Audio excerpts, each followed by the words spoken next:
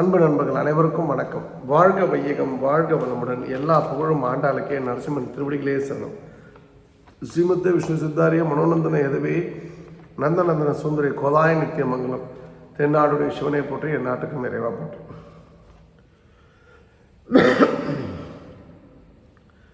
முதல் விஷயம், இன்னைக்கு திருச்செந்தூரில் அன்னதானம் மிக சிறப்பாக நடைபெற்றது. பௌர்ணமி அன்னதானம் எனக்கு ரொம்ப ரொம்ப திருப்தினா, முழுக்க பக்தர்கள் இந்த உணவை எடுத்துக்கிட்டாங்க. அது குறிப்பாக அந்த தாலுக்கா ஆஃபீஸ் பக்கத்தில் கண்ணன் பார்க்கிங் சென்டர்னு ஒன்று இருக்குது.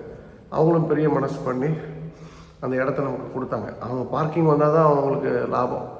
அந்த பணத்தையும் ரொம்ப நாமினலான பணத்தை மட்டும் வாங்கிட்டு நல்ல காரியம் பண்ணுங்கன்னு சொல்லிட்டு, ஸோ அந்த வகையில் லைட்லாம் போட்டு ப்ராப்பராக யாருக்கும் எந்த டிஸ்டர்பன்ஸ் இல்லாமல் உணவு கொடுக்க முடிந்தது. திருச்செந்தூர் முருகருக்கு ஸ்பெஷல் தேங்க்ஸ். எனக்கு தெரிஞ்சு if every thing cos well, இனிமேல் அங்கே தான் அன்னதானம் என்பது இருக்கும். இன்ஃபேக்ட் நிறைய பேருக்கு இதில் வருத்தம் இருக்கலாம். ஏன்னா அவங்களுக்கு கமிஷன் போச்சு, அவங்களோட இம்பார்ட்டன்ஸ் இல்லை அப்படின்னு சொல்லிட்டு. பட் நம்ம 10 பேர் பணம் வாங்கி பண்ணிகிட்ருக்கோம். ஒரு ரூபாய்க்கும் கணக்கு இருக்குது. இது இப்போ சக்திவேல் சார் எங்கள் டீம்லேருந்து எல்லாத்தையும் ஏட் பண்ணாங்கன்னா, இன்னி வரைக்கும் பெட்ரோலுக்கு காசு வாங்கினதில்லை, தங்கறதுக்கு காசு வாங்கினதில்லை.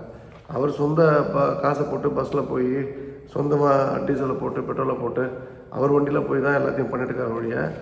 யார்ட்டையும் இதில் நமக்கு நான் போயிட்டு வந்தேன் 10 ரூபா க்ளைம் பண்ணிக்கிறேன்னு கேட்டதே கிடையாது. அது ஒரு பெரிய ஒரு எண்ணம். ஸோ அந்த வகையில் அவர்லாம் ரொம்ப சிரத்தை எடுத்து இந்த விஷயத்தை பண்ணதுக்கான ஸ்பெஷல் தேங்க்ஸு, பண்ணிகிட்டு இருக்கிறதுக்கு எனக்கு ஸ்பெஷல் தேங்க்ஸு. மேபி நெக்ஸ்ட் டைமில் எனக்கு ஒரு ஹெல்ப் உங்கள்கிட்ட என்னென்னா, வாலண்டியர்ஸ் இந்த பரிமாறதுக்கெலாம் வேணும், கோஆர்டினேஷன்லாம். இப்போ இன்றைக்கி சாயந்தரம் அன்னதானம் பண்ணோன்னா முதல் நாள் இரவே தங்கலாம், இல்லை அடுத்த நாள் இன்றைக்கி காலையில் வரலாம். அவங்க கொஞ்சம் கூட மாட ஹெல்ப் பண்ணுறதுக்கெலாம் டீம் ஆஃப் பீப்புள் வேணும். ஏன்னா செட் ஆஃப் பீப்புள் இப்போ திருவாரூரில் பௌர்ணமி நடக்குது ஃபங்க்ஷனு, 10 காணியில் இருக்கணும். அப்படின்னால நம்ம டீம் ஸ்பிட்டாக இருக்குது. ஸோ நீங்கள் யாராவது இருந்தீங்கன்னா ப்ளீஸ் லெட் மீ நோ. 9442636363 9442636363 நம்பருக்கு தொடர்பு கொள்ளும். ஒன்று. ரெண்டாவது, இந்த 10 காணி காளியம்மன் கோயிலை பற்றி நம்ம இன்றைக்கி பேசி ஆகணும். இன்றைக்கி 1000க்குள்ளே வந்திருப்பாங்க. ஜிபேர்லாம் இருக்கணும். பியூட்டிஃபுல் கிளைமேட்டு, நல்ல மிஸ்ட்டு ஃபார்மேஷனு, ரொம்ப திருப்தியாக இருந்தது இன் ஆல் சென்ஸு.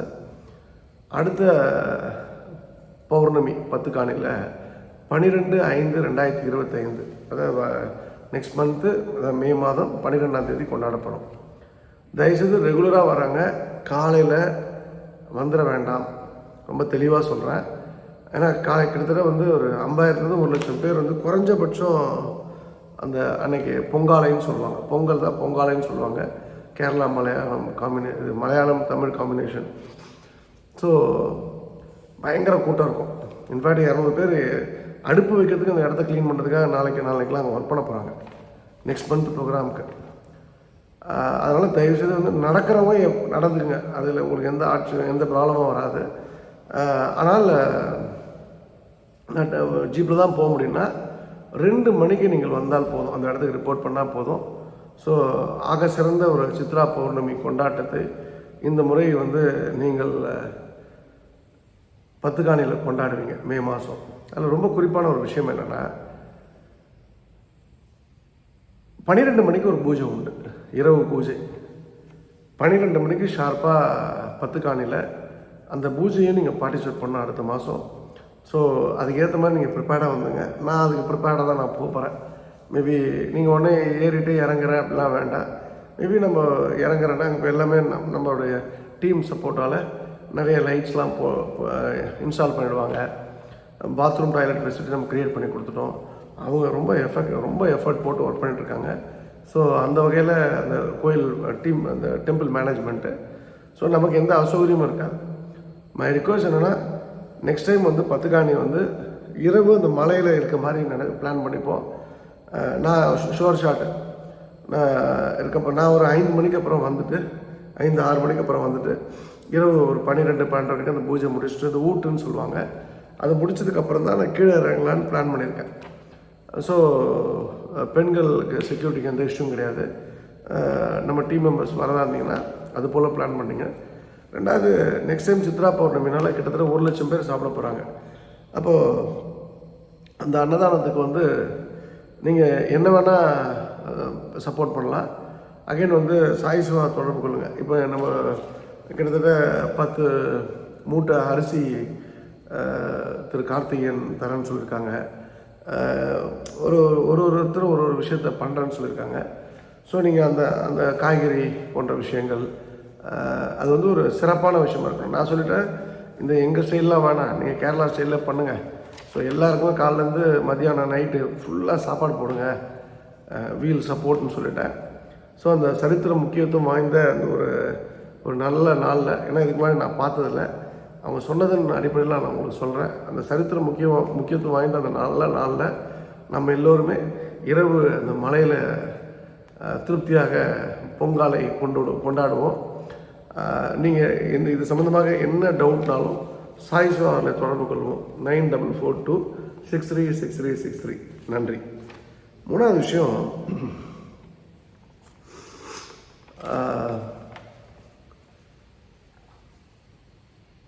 ஒரு குட்டி பொண்ணு இன்றைக்கி கூட ஜீப்பில் வந்தால் அந்த 10 காணிக்கு போகும்போது எனக்கு ரொம்ப வேண்டப்பட்ட பொண்ணு, ரொம்ப பிடிச்ச பொண்ணு, ரொம்ப ஸ்மார்ட்டான பொண்ணு, குட்டி பொண்ணு, ஒரு 6-7 வயது இருக்கும், அதுக்கு மேலே கிடையாது. அவள் வந்து எப்போவுமே நல்லா புஸ்கன்னு இருப்பாள். இந்த குழந்தைங்க குண்டாக இருந்தாலும் அந்த கண்ணத்தை பிடிச்சி கிள்றது எல்லாருக்கும் ஒன்று ஹேபிட்டு. எல்லாம் மொத்துன்னு அடித்தாலும் வாங்கிட்டே இருப்பாள். அப்படி தான் வந்தால், நார்மலாக தான் வந்தால். திடீர்னு அழ ஆரம்பிச்சிட்டான். எனக்கு வந்து அழுகை வந்து நல்லா தெரியும். நான் நல்லா ஃபோர்ஸ் ஆச்சா கூட அவள் அழமாட்டான். நல்லா போல்டான பொண்ணு, குட்டி பொண்ணு, செம்ம போல்டான பொண்ணு. அப்போது என்ன அப்படின்னு கேட்கும்போது, என்ன அடித்ததுக்காக அழலை? ஆமாம் அழலை.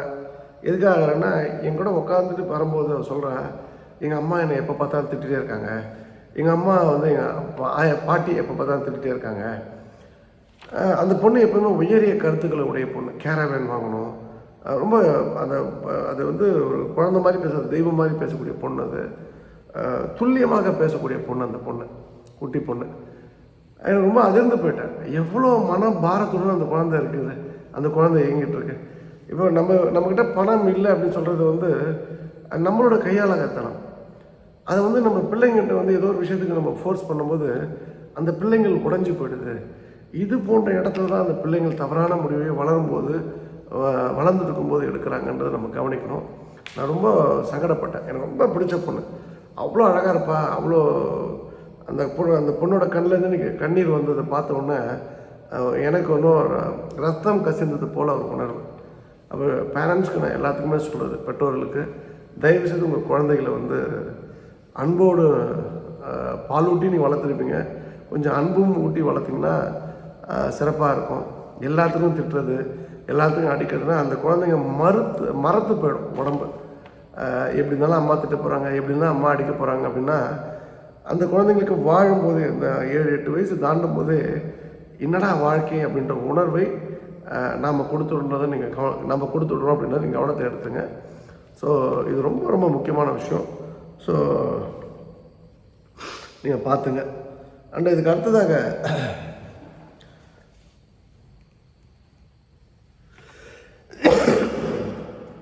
இந்த பொன்முடி விஷயத்தை பொறுத்த வரைக்கும் அவர் வந்து நான் வந்து புத்தி தவறி பேசிட்டேன், மன்னிப்புலாம் கேட்டிருக்காரு. ஆக்சுவலாக இது வேணுட்டு பண்ணுறதா இவங்க, இதில் எந்த மாற்று கருத்தும் கிடையாது. எனக்கு கொத்தம் கேட்டாங்க, திமுக அமைச்சர்லாம் வந்து தாக்குறீங்களே, அவங்க பொதுவாக அந்த குண்டாஸ் வச்சு அடிப்பாங்க, குண்டரில் வச்சு கொல்லுவாங்க அப்படின்லாம் வந்து எனக்கு ஒருத்தர் கேட்டாங்க. சரி, எவ்வளோ பேரை கொல்ல முடியும்? என்னை கொண்டுட்டு அவங்க நிம்மதியாக இருந்துட முடியுமா? நம்பர் 1. நம்பர் 2 வந்து கொல்றது அவ்வளோ ஈஸியாக? எனக்கு எந்த வித கன்மேனும் கிடையாது, எந்த வித ப்ரொடெக்ஷன் கிடையாது. நான் வந்து கடவுளோட தான் நான் இருக்கேன்.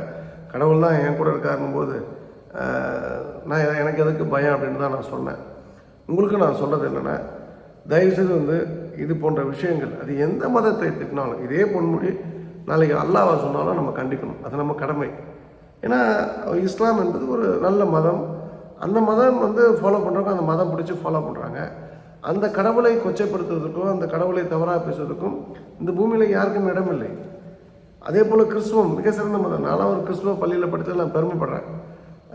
பிதா சுதன் பரிசுத்த ஆவின் பேரால் ஆமீன், பரலோகத்தின் பிதாவே அப்படின்னா நீங்கள் வந்து அந்த ப்ரேயரில் என்ன சாங் என்னெல்லாம் பேசுவோமோ இப்போ பேசணுங்கிற என்னால் பேச முடியும்.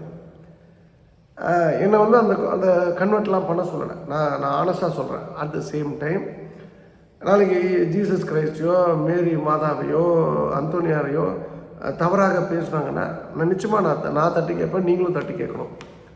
ஏன்னா இங்கே மதத்தால் நம்ம வந்து பிரிய வேண்டாம். அந்த ரிலீஜன் கன்வர்ஷன் மத மாற்றம் தான் வருத்தத்துக்குரிய விஷயம் ஒழிய மதங்களை யாரும் பின்பற்றக்கூடாதுன்னு யாருமே இங்கே வலியுறுத்த போடல. ஸோ அந்த வகையில் பொன்முடி இன்றைக்கி வந்து கேட்ட மன்னிப்புலாம் வந்து அது பொய்யான மன்னிப்பு. நீங்கள் உங்களை பொறுத்த வரைக்கும் இந்த மெசேஜை பப்ளிக்கிட்ட கொண்டு போங்க. 15ஆம் தேதி விழுப்புரத்தில் ஆர்ப்பாட்டம். அது வந்து மிக சிறந்த ஆர்ப்பாட்டமாக இருக்கும். எனக்கு உடல்நிலை இடம் கொடுக்கல அப்படின்றதுனால நான் போவேனான்னு தெரியல. இடம் கொடுத்தா போகலாம். அதனால் I am not very sure. But assume அந்த ஆர்ப்பாட்டத்துக்கு நீங்கள் எல்லாருமே வரணும். இது இந்துக்களாகிய நீங்கள் வந்து ஒரு விபூதி வைக்கும் போதும் ஒரு நாமம் போட போதும் தெய்வத்தை நம்பி தெய்வத்தை மதித்து தெய்வத்துக்காக வைக்கிற விஷயத்தை ஒரு விலை மாதுடன் வந்து தொடர்பு படுத்தி அதை கொச்சைப்படுத்துகிறாங்கன்னா அவங்க மனித இனத்துக்குள்ளேயே வரலன்றதான் வருத்தத்துக்குரிய விஷயம். என்ன எம்ஏ படித்து என்ன பண்ணேன், என்ன பிஹெச்டி படித்து என்ன பண்ணேன், அவங்க வீட்லேயும் பொண்டாட்டி இருக்குல்ல. இப்போ சிஎம் ஒய்ஃப் வந்து விபூதி பிடிச்சிட்டு போவாங்க. இப்போ விபூதியை பார்த்தோன்னா அந்த அம்மாவை பார்த்தா எனக்கு கும்பிட தோணும். இவன் எப்படி நினச்சிப்பான் அந்த பொன்முடி விபூதி வச்சுருக்காங்க, அப்போ உடனே அந்த விலை மாத கதை படுக்கிற மேட்டர்னு வருமா? இப்போது நிறைய வைஷ்ணவ பிரிவர்கள் பெண்கள்லாம் நாம ஸ்ரீசூர்ணம் போட்டிருக்காங்க. நாயுதுஸ்லாம் நிறைய பேர் போடுவாங்க, ரெட்டியாஸ் போடுவாங்க, வன்னியாஸ் போடுவாங்க. அப்போ இவனுக்கு அதை பார்க்கும்போதெல்லாம் படுக்கிற எண்ணம் தான் வருமா? இப்போ இவன் கையில் வந்து இந்த முட்டாப்பை கையில் எஜுகேஷன் டிபார்ட்மெண்ட் கொஞ்ச நாள் இருந்தது. அது அவங்க கதி யோசிச்சு பாருங்கள். பெரிய அப்பாட்டக்கிற மாதிரி ஒரு மீட்டிங்கில் வந்து வாட் இஸ் தட் திஸ் மீனிங்லாம் கேட்டார். யாரோ ஒருத்தர் இதெல்லாம் தெரியாமல் நீ ப்ரொஃபஸரான்ட்டு. அவனுக்கு அது தெரியாமல் ப்ரொஃபஸர் ஆகிட்டான், அது பிரச்சனை இல்லை. ஆனால் எல்லாம் தெரிஞ்ச நீ வந்து முந்தானத்து பேசு 4 நாளைக்கு முன்னாடி பேசி கொச்சைப்படுத்தி இந்து மத சின்னங்களை வந்து கொச்சைப்படுத்தி நீ பேசினதுக்கப்புறம் இதை விட ஒரு பெரிய ஒரு அயோக்கியத்தனம் எதுவுமே ஒரு மனிதன் பண்ண முடியாது. அந்த வகையில் பொன்முடியை பொறுத்த வரைக்கும் அவர் வந்து ஒரு அரசியல் இருக்காரா இல்லையான்றதுலாம் எனக்கு விஷயம் இல்லை. அது அந்த கட்சி சார்புடையது. அது இப்போ நாளைக்கு தேர்தலில் அவருக்கு டிக்கெட் கொடுக்குறாங்க, ஒரு பையனுக்கு கொடுக்குறாங்க அப்படின்னா அதில் தோற்கடிக்கிறதுலாம் மக்கள் கையில் இருக்குது. ஆனால் நான் ஓட்டு போட்டனோ ஓட்டு போடலையோ அவர் வந்து எல்லோருக்கும் பொதுவான ஒரு மனிதர், ஒரு அமைச்சர் என்பவர். அவர் அப்படி தான் வந்து சத்தியப்பிரமாணம் எடுத்திருக்காங்க. அந்த இடத்துல இந்து மதத்தை கொச்சைப்படுத்துவதோடு பேசின பொன்முடிக்கு ஒரு நொடி கூட அந்த பதவியில் நீடிப்பதற்கு எந்த தார்மீக உரிமையும் கிடையாது என்பது என்னுடைய தாழ்மையான கருத்து. ஸோ நீங்கள் எல்லோருமே இதை வந்து பதிய வைக்கணும். எனக்கு தெரிஞ்சு நான் எங்களுடைய விஸ்வ இந்து பரிஷத்தில் ஒரு நோட்டீஸ் போட்டிருந்தாங்க, டாக்டர் ஆண்டாள் சொக்கலிங்கம் மாநில தலைவர் வட தமிழகன்னு சொல்லிட்டு. அது எனக்கே 100 பேர் எனக்கு அமைச்சிருக்காங்க. தினமலரில் வந்து என்னுடைய அறிக்கை வந்திருக்கு, அதை 100 பேர் எனக்கு அமைச்சிருக்காங்க. ஸோ மக்கள் வந்து விழிப்புணர்வாக இருக்காங்க. 2-3 பேர்லாம் எனக்கு திட்டினாங்க. நான் அதெல்லாம் டெலீட்லாம் பண்ணல. அவங்களுக்கு தெரிஞ்சது அவ்வளோதான். நீ யார் கேட்குறதுக்கு, அந்த கைக்குள்ளியும் அந்த கைக்குள்ளியும். இந்த இடத்துல ஆர்எஸ்எஸ் பிஜேபி இதெல்லாம் விட்டுருவோம். ஹிந்து வர்சஸ் நான் ஹிந்து அப்படின்னும்போது இங்கே ப்ராப்ளம் வரல. முஸ்லீமும் கிறிஸ்டினும் நமக்கு ப்ராப்ளம் இல்லை. ஹிந்துன்னு சொல்லக்கூடிய ஒரு பொன்முடி என்கிற நபர் இந்து மத சின்னங்களை அவர் மதிக்காமல் போட்டோம், அவருக்கு பிடிக்காமல் இருக்கட்டும். ஆனால் பப்ளிக் பிளேஸில் இது போல் ஒரு விஷயத்தை வந்து சொல்கிறாருன்னா அப்போது அவருக்கு நம்ம வந்து என்ன மாதிரியான ஒரு மைண்ட் செட்டோடு அவர் இருப்பார் அப்படின்றதான் நான் அவர் முன்னாடி வைக்கிற கேள்வி. ஸோ நம்ம ஸ்ட்ராங்காக இதை வந்து கண்டம் பண்ணணும், இதை எதிர்க்கணும் என்பது என்னோடய தாழ்மையான கருத்து. விழுப்புரத்தில் சந்திப்போம். அண்டு எனக்கு வந்து எனக்கு ரொம்ப பெயின்ஃபுல்லான டே அப்படின்னு சொல்லலாம். ரொம்ப அதாவது இன்றைக்கி பெயின்ஃபுல்லானா எனக்கு நடந்த நிகழ்வுகள்லாம் நல்லா இருந்தது. 10 காணியில் ஒரு டெய்லரிங் இன்ஸ்டியூட் ஓப்பன் பண்ணது, 10 காணியில் நிறைய பேர்கிட்ட பேசுனது, எனக்கு ரொம்ப பிடிச்ச அந்த ராகுலோடைய அம்மா வந்து ஒரு 60 கிராம் வெள்ளி கொடுத்தாங்க. இன்னொருத்தவங்க வந்து திருச்செந்தூருக்கு பணம் கொடுத்தாங்க. இன்னொரு பொண்ணு ஒரு 10,000 ரூபாய் எஜுகேஷன் பணம் கொடுத்தாங்க. இது போல் ஒரு நம்பிக்கை ஏன்னா அவங்க போய் கோயிலில் கொடுக்கலாம், அவங்க யாரை வேணா பார்த்து எஜுகேஷன் கொடுக்கலாம், யாரை வேணா பார்த்து அன்னதானம் கொடுக்கலாம். சொக்கலிங்கத்தை வந்து சூஸ் பண்ணி அந்த பணத்தை நம்பிக்கையோடு கொடுக்குறாங்க, வெள்ளியை கொடுக்குறாங்க, சில இடங்களில் தங்கம் கொடுக்குறாங்க. அப்படின்னா அதுக்கு நான் என்ன தவம் செய்தனும் மாதவா இந்த அருமையான வாய்ப்பை எனக்கு கொடுத்ததுக்கு அப்படின்றத நான் சொல்லணும். இதெல்லாம் நல்லபடியாக போச்சு, எல்லாமே நல்லபடியாக போச்சு. தோ ஹெல்த் வந்து ஆஸ் யூஷுவல் நம்ம பண்ண பாவங்கள்லாம் இருக்கு இல்லையா, இதுக்கு முன்னாடி வாழ்ந்த வாழ்க்கை அதுக்கான விலையை இப்போ கொடுக்கணும்ல. இப்போ செட்டில் ஆகணும்போது தானே கர்மா அடித்து ஆட ஆரம்பிக்கும். அப்போ அந்த ஹெல்த் இஷ்யூலாம் நான் வந்து இதில் கன்சிடர் பண்ணலை. இன்ஃபேக்ட் வந்து நேற்று 1 மணிக்கு தான் போனோம் ட்ரைவ் டவுன் பண்ணி. 2 மணிக்கு எழுந்துச்சு பார்த்தா கரண்ட் கட் ஆகிடுச்சு. இந்த திருக்கோவிந்தன் டிரைவர் ஒரு பக்கம் புலி மாதிரி உரிமிட்டுருக்காரு. இந்த சென்னை பரத் ஸ்டாண்டர்ட் டைமோட ஓனர் பரத் சிங்கம் மாதிரி கர்ஜித்துருக்காரு ஒரு பக்கம். நான் வந்து பரத்துன்ற ½ கூடுறேன், எழுந்திருக்கவே இல்லை. ஒரு 4 மணிக்கு தான் தூங்கினேன். இந்த தூக்கம்லாம் டிஸ்டர்ப் ஆச்சு, இந்த கொரட்டைகள், இதனால தான் வந்து மேக்ஸிமம் நான் தனியாக தூங்குறது. இந்த இந்த டிஸ்டர்பன்ஸ் வேணாம், நம்ம தனியாக வந்தோம், தனியாக இருக்கணும் அப்படின்ற ஒரு விஷயம்லாம் வந்து ஒரு பக்கம் இருந்தால் கூட, இந்த மாதிரி பெயின்ஃபுல்லான டேவாக நேற்று இருந்தால் கூட, அதை விட மகிழ்ச்சியான விஷயங்களை இன்றைக்கி கடந்து வந்ததுனால அந்த பெயின் பெருசாக தெரியல. ஆனால் ஒரு ஒரு ஒரு 1.5-2 மணி நேரத்துக்கு முன்னாடி நான் ஒரு கேட்ரிங் ஆர்டரை பற்றி ஒரு பிரச்சனை சொல்லியிருந்தேன். 38 லட்ச ரூபா பில்லு, 10 லட்ச ரூபா வாங்கிக்கோ, 12 லட்ச ரூபா வாங்கிக்கோன்னு சொல்லும்போது எனக்கு ரொம்ப சங்கடமாக இருந்தது. காரணம், அந்த நடுவில் இன்டர்மீடியட்டாக பேசினவர் யாருன்னு தெரியாது. நான் ரிப்போர்ட் பண்ணுறது ஒரு பெரிய அதிகாரி, மூத்த அதிகாரி. அவரை பற்றி இதை பற்றி பேசவே இல்லை. அவர் எனக்கு ஒரு ஃபாதர்லி ஃபிகர். ஆனால் ஒரு யாருன்னே தெரியாத ஒருத்தர் வந்து ஒரு குற்றச்சாட்டை வச்சப்போ நான் வந்து ரொம்ப வருத்தப்பட்டேன். என்ன சந்தேகப்படுறீங்களா அப்படின்னு சொல்லிட்டு. இதில் எனக்கு எந்த வித ஆதாயமும் கிடையாது. என்னுடைய ஆண்டாள் சத்தியமாக என்னுடைய அம்மா ஒரு நல்ல பிறப்பை எனக்கு கொடுத்துருந்தாங்கன்னா அந்த பிறப்பின் மேலே ஒரு ஒரு பரிபூர்ணமான சத்தியத்தோடு நான் சொல்கிறேன். இது ஒரு முழுக்க நல்லபடியாக நல்ல ஃபுட்டு கொடுக்கணும், நல்ல ஆள் மூலமாக கொடுக்கணுன்றது தான் என்னோடய நோக்கமாக இருந்தது.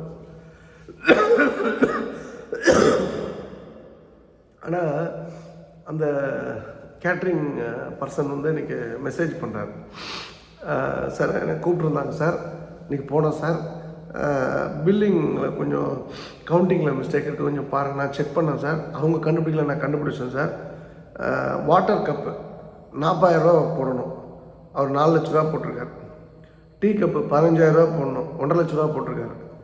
அப்புறம் பிளேட்டு 22,500 ரூபா போடணும், 2,25,000 ரூபா போட்டிருக்காரு. ப்ளஸ் வேறு ஏதோ ஒன்று கிட்டத்தட்ட 10 லட்ச ரூபா வந்து நான் தப்பாக போட்டுட்டேன் சார் அப்படின்னு சொல்லி ஒரு விஷயத்தை கோட் பண்ணி என்னை மன்னிச்சிருங்க சார், நான் என்ன பண்ணோம் சார் அப்படின்னு ஒரு அப்பாவியாக வெகுளியாக ஒரு கேள்வி கேட்டிருந்தார். நான் திரும்பவும் சொல்கிறேன், நீங்கள் வந்து நல்ல சமையலாளராக இருக்கலாம், சிறந்த உணவை கொடுத்துருக்கலாம், உங்களுக்கு பிரச்சனைகள் நிறைய இருக்கலாம், அதோட வலி அதிகமாக இருக்கலாம். உங்கள் பொண்ணு ஐசியூவில் இருந்திருக்கலாம், அம்மா உடம்பு சரியில்லாமல் இருக்கலாம், ஒய்ஃப் வந்து உடம்பு சரியில்லாமல் இருக்கலாம், உங்களை சுற்றி பிரச்சனை இருக்கலாம். ஆனால் நம்ம கொடுக்கக்கூடிய பில்லை சரிபார்க்காமல் ஒரு 1,000-2,000 ரூபாய் ஜாஸ்தியாக இருந்தால் பிரச்சனை இல்லை. 20,000 ரூபா வருது, 2 லட்ச ரூபாவும், 40,000 வருது, 4 லட்ச ரூபா போட்டோம் அப்படின்னு சொன்னால் கேட்குறவன் கேனப்பேன்னா கேரஜா 4 ஏரோப்ளைன் ஓட்டினாங்கன்னு சொல்கிற மாதிரி தான் இருந்தது. எனக்கு ரொம்ப பெயின்ஃபுல்லாக இருந்தது. அப்போ எனக்கு எந்த அளவுக்கு அது நான் அந்த இடத்துல கூனி குறுகி அசிங்கப்பட்டிருப்பேன். இப்போ அவங்க 14 லட்ச ரூபா கொடுத்துட்டாங்க, அவங்க செக்கு கொடுத்துட்டாங்க, அவர் ப்ராசஸ் பண்ணி எடுத்துப்பார். இப்போ இவருக்கும் அவங்களுக்கும் அசியூம் ஒரு 10 lakhs டிஃப்ரென்ஸ் இருக்குன்னு வச்சுங்களேன். நான் அந்த இதில் வந்து நான் எனக்கு கொடுக்கக்கூடிய தண்டனை என்ன அப்படின்னு சொன்னேன், நான் தவறுதலாக மிக தவறான ஆளுக்கு சப்போர்ட் பண்ணி அந்த ஆர்டரை வாங்கி கொடுத்துட்டேன். இதில் யாரையும் இந்த சிவகுமார்ன்றவரை நான் குறை சொல்ல அர்த்தம் கிடையாது. ஏன்னா என்கிட்ட வந்து இன்னொருத்தர் கூட பேசுகிறேன், அது வந்து ஒரு சாப்பாடு 105 ரூபா வருது கணக்கு, அவ்வளோ வராதுன்னு சொல்லும்போது கூட நான் இவன் மேலே உள்ள நம்பிக்கையில் இல்லை அவர் நல்ல ஆள், ஏமாற்ற மாட்டான்னு சொல்கிறேன். ரொம்ப சிம்பிளாக கணக்கில் தப்பு பண்ணிட்டேன் அப்படின்னு ஒரு 10 லட்ச ரூபா டிஃப்ரென்ஸ் நான் கம்மியாகிடுச்சு. ஒரு சாப்பாடு பொருளுக்கு நம்ம என்ன செலவு பண்ணோம், என்ன பில்லு வரும்னு தெரியாமல், இது வந்து அவர் வேணுட்டு பண்ணாரா தெரியாமல் பண்ணாரா தெரிஞ்சு பண்ணாரா நான் சொல்லலை. தன்னோட பில்லை கூட தன் கண்ட்ரோலில் இல்லாமல் ஜஸ்ட்டு எடுத்து பிரிண்ட் எடுத்து இவ்வளோ பெரிய ஒரு 100 வருஷம் வந்து ஓல்டு ஒரு ஆர்கனைசேஷன் கொடுக்குறாரு அப்படின்னு சொன்னால், அந்த அந்த அந்த போன்ற ஆளை நான் நம்புகிறேன்னா, நேற்று சொன்னேன் இல்லையா, அந்த பொன்முடியை செருப்பால் அடிக்கணும்னு சொல்லிட்டு, என்ன தான் முதல்ல செருப்பால் அடிக்கணும். ஏன்னா நான் வந்து என் கூட நான் எப்பவும் சொல்கிறேன், என்னை பிடிக்காதவங்க இந்த பூமியில் ஒரு 100 பேர் இருப்பாங்க. என்னை ரொம்ப பிடிச்சவங்க ஒரு 1000 பேர் இருக்கான்னு வச்சுங்களேன். அந்த 1000 பேர் ரொம்ப ரொம்ப நெருக்கமாக இருக்கவங்க ஒரு எல்லாருக்குமே தெரியும். என்னை ஏமாத்துறது ரொம்ப ஈஸி. என்னை நோ டைமில் சீட் பண்ணலாம். ஆனால் காட் இஸ் கிரேட். அது வந்து என்னை ஏமாத்துறவங்க ஏமாற்றப்படுவாங்க. அது யாராக இருந்தாலும் சரி தான். அது வந்து எனக்கு கடவுள் கொடுத்த கிஃப்ட்டு. நான் வந்து போய் செக்லாம் பண்ணிகிட்டு இருக்க மாட்டேன். நான் ஏன் எனக்கு இப்படி நடந்தெல்லாம் கேட்க மாட்டேன். நான் வந்து ஒரு ரியல் எஸ்டேட்டில் கூட நான் ஏமாற்றப்பட்டேன். நான் அது கூட எனக்கு கோவம் என்னென்னா, தான் பண்ணது தப்புன்னே தெரியாமல் அந்த ஒரு 420 பாய் டீல் பண்ணதான் எனக்கு ரொம்ப, அதாவது எல்லாத்தையும் மறைச்சி பண்ணிவிட்டு எனக்கு தெரியவே கூடாதுன்னு எனக்கு தெரிய வந்ததுக்கப்புறம் ஒரு யூ டர்ன் எடுத்தார். இது அப்படியா, இதுவா, அக்ரிமெண்ட்டா, அதெல்லாம் பேசின விஷயங்கள்லாம் ஓகே. எனக்கு வந்து அப்போ எனக்கு கோபம் இருந்தது. ஆனால் அதுக்கு பதில் என்னென்னா, அந்த பணத்தால் அடிக்கணும். எனக்கு தெரியும் எங்கே அடித்தா வலிக்குன்றது தெரியும். அந்த வேலையை தான் நான் பண்ணிகிட்ருக்கேன்.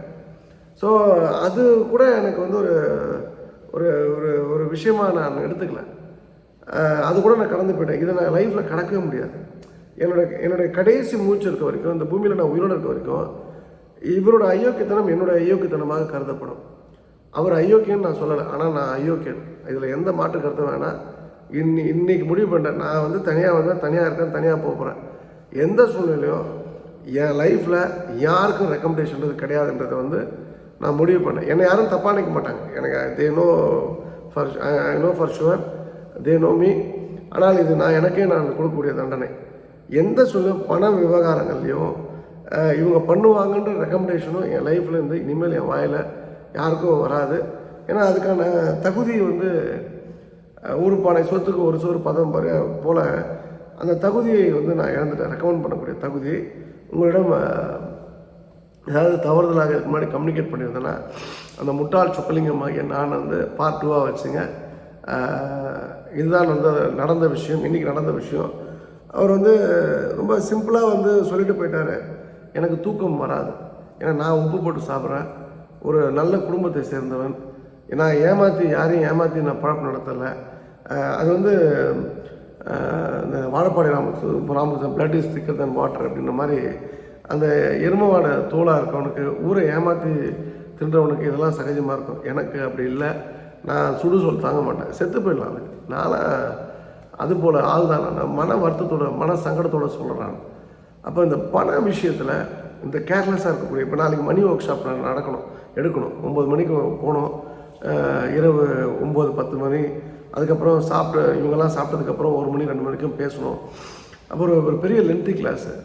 ஆனால் அந்த கிளாஸுக்கு சம்மந்தப்பட்ட 3 பேருக்கும் அது குறித்த நாலேஜ் கிடையாது. என்ன எடுக்கணும், நான் மெசேஜ் பண்ணணும், என்ன டைட்டில் கொடுக்கணும், ஏன்னா வாய்க்கு வந்ததெல்லாம் கொடுத்துருக்கேன். நான் சொன்னேன், எப்பா ஐ எம் சப்போர்ட்டிங் யூ, நீ என்ன வேலை வாங்காதீங்கன்னு சொல்லிட்டு. ஒரு பணம் இப்போ வந்து ஒருத்தங்க கேட்குறேன், ஃபோன் பண்ணி என்னப்பாச்சு, நான் சொல்லியிருக்கேன், அவங்க பேர், ஐயோ பேர் தெரியல சார். பேரே தெரியாமல் ஒருத்தன் பிஸ்னஸ் பண்ணுறான்னா அவனுக்கு பணம் குறித்த நாலேஜ் என்ன இருக்கும்? அப்போ நான் புரிஞ்சுக்கிட்டது என்னென்னா, பணம் குறித்த அறிவு இல்லாதவர் கூட, பணம் குறித்த ஒரு விழிப்புணர்வு இல்லாதவர் கூட நம்ம பழகக்கூடாது. இப்போ எனக்கு நஷ்டம் 10 லட்ச ரூபா ஆனால் போயிட்டு போகுது, நான் எவனா ஏமாற்றிருப்பேன்ல, யாராவது நான் ஏமாற்றிருப்பேன்ல, அதை நான் இங்கே கொடுத்துட்டு போகிறேன். ஆனால் நான் ஏமாத்தணும்னு பேர் வரக்கூடாது. சொக்கலிங்கம், அந்த கான்ட்ராக்ட் சொக்கலிங்கம் தான் காரணம். அந்த நிர்வாகம் கொடுக்கலன்னா நான் கொடுக்க போகிறேன்.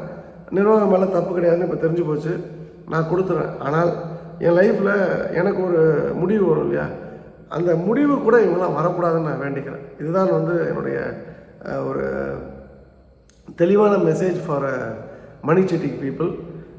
மணி குறித்த விழிப்புணர்வு, பணம் குறித்த விழிப்புணர்வு இல்லாத ஆட்களுக்கு நான் திரும்பவும் சொல்கிறேன், என்னுடைய காலத்திற்கு பிறகு என்னை பார்க்க வரணும் இல்லையா, படுக்க போட்டிருப்பாங்க இல்லையா, அந்த இடத்துல கூட நான் இது போன்ற ஆட்கள் அந்த வீட்டை தாண்டி உள்ளே வர வேணான்றது என்னுடைய தாழ்மையான வேண்டுகோள். நீங்களும் வந்து உங்கள் லைஃப்பில் நான் சொன்ன இந்த பாடத்தை நீங்கள் எடுத்துங்க. ஒரு பயலுக்கும் சப்போர்ட் பண்ணாதீங்க. அவனுக்கு என்ன விதியோ, அவன் பணத்தில் கஷ்டப்படுறானா அவன் பார்த்துக்கிட்டோம். அவனை படைச்ச கடவுளுக்கு எப்போ அவனுக்கு பணம் கொடுக்கணும், எப்போ அவனுக்கு ரோட்டு கொண்டு வரணும், எப்போ வீட்டுக்கு கொண்டு போகணும்னு தெரியும். நீங்கள் அவன் கஷ்டப்படுறானே, அவன் பாவம் அப்படின்னு நினச்சிங்கன்னா நீங்கள் உங்கள் குடும்பத்தோடு நிம்மதியாக இருக்க மாட்டீங்க. உங்கள் நிம்மதி கெடும், ஆரோக்கியம் கெடும். நீங்கள் அடுத்தவனுக்கு உழைச்சது போதும். இனிமேல் அது உங்களுக்கான வாழ்க்கையை நீங்கள் முன்னெடுத்து செல்லுங்கள். இதை நான் பட்டதுனால சொல்கிறேன். நீங்கள் படாமல் இதை கற்றுக்கிட்டு அதுக்கேற்ற மாதிரி நடந்துக்கிறது சிறப்பாக இருக்கணும் என்னுடைய தாழ்மையான கருத்து. யாராவது எனக்கு இதில் தயவுசெய்து அட்வைஸ் பண்ணலாம், சொல்லாதீங்க. நான் ரொம்ப அடிபட்டு உதப்பட்டு மிதிப்பட்டு ஒரு இடத்துக்கு வந்திருக்கேன். இது வர்றது அவ்வளோ இலகுவெல்லாம் கிடையாது. ஒரு ரஜினிகாந்த் ஒரு இடத்துக்கு போனாருக்கு அவர் எவ்வளோ கஷ்டப்பட்டாரோ, ஏன் என்னுடைய தகுதிக்கு என்னுடைய உயரத்துக்கு அதே அதே அளவுக்கு நான் கஷ்டப்பட்டுருப்பேனான்னு கேட்டிங்கன்னா அதை விட 1000 மடங்கு கூட சொல்லலாம். அவரோட கஷ்டம் அவருக்கு தெரியும், என் கஷ்டம் எனக்கு தெரியும். அவரையும் நான் என்னையும் கம்பேர் பண்ணல. ஆனால் 2 பேரும் வெவ்வேறு இடங்கள் இருந்தாலும் ஒவ்வொருத்தனுடைய வாழ்க்கையிலும் ஒரு உயரத்தை தொடுவதற்கு பெரிய ஆனந்த் அம்பானி மாதிரி இருந்தாங்கன்னா அப்பா அப்பனான்னு வந்துடலாம். ஆனால் இல்லை, எங்கள் அப்பா பேர் அம்பானி இல்லை. அப்போ எங்கள் அப்பா எனக்கு ஒரு நல்ல படிப்பை கொடுத்தாரு. நான் வந்ததுக்கு வந்து நிறைய சங்கடப்பட்டு, நிறைய முதுகில் குத்தப்பட்டு, ரொம்ப சங்கடப்பட்டு தான் மேலே வந்திருக்கேன். அப்போது இந்த மாதிரி இது போல் வந்து ஒரு விஷயத்தில் நீங்கள் வந்து எடுத்துக்க வேண்டிய விஷயம் என்னென்னா, நீங்கள் வந்து அந்த இடத்த தக்க வைக்கணும்னா நான் சொன்ன அந்த வழிமுறை மட்டும் பின்பற்றுங்க. யார் உங்கள் கூட இருக்கணும், யார் இருக்கக்கூடாது, எப்படிப்பட்ட சிந்தனை உள்ளவர்கள் இருக்கணுன்றது தான் ரொம்ப முக்கியம். So take care. திரும்பவும் சொல்கிறேன், உங்களை நான் புண்படுத்துக்காலாம் சொல்லலை இந்த விஷயத்த. ஸோ எனக்கு அட்வைஸ் வேணால் இது நான் உங்களுக்கு சொல்லக்கூடிய ஒரு நல்ல விஷயமாக நீங்கள் எடுத்துக்கொள்ளுங்கள். எல்லா கட்டத்துலேயும் ஒரு நல்லது உண்டு. எனக்கு இந்த நல்லதை போதித்த அந்த உத்தம புத்திரர் அத்தனை பேருக்கு என் மனமார்ந்த நன்றி. மீண்டும் நாளை இரவு உங்களை சந்திக்கின்றேன். ஆடி ஆடி அகம் கரைந்து சரி பாடி பாடி கண்ணீர் மல்கி எங்கும் நாடி நாடி நரசிங்கா என்று வாடி வாடும் விவானத்திலே எல்லா புகழும் ஆண்டாளுக்கே நரசிம்மன் திருவடிகளே சரணம். நன்றி, வணக்கம். சர்வம் கிருஷ்ணார்ப்பணம். ஸ்ரீராமஜெயம் ஸ்ரீராமஜெயம்.